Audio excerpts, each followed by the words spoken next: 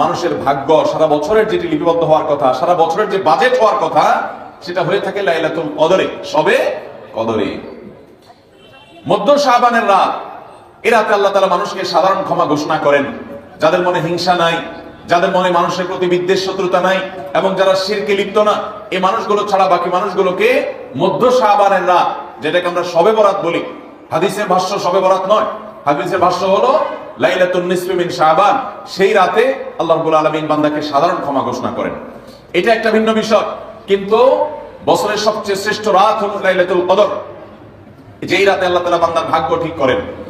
এই রাতে যে ভাগ্য আল্লাহ নির্ধারণ করে থাকেন, সেই নির্ধারণটা যেন আমাদের অনুকূলে হয়, সেই নির্ধারণটা যেন আমাদের জন্য কল্যাণকর হয়।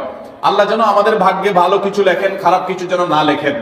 আল্লাহ যেন তাকদীরে আমাদেরকে ভালো কিছু দেন, মন্দ কিছু থেকে বাঁচিয়ে রাখেন। সেজন্য আমরা সবাই কামনা করি কি করি না?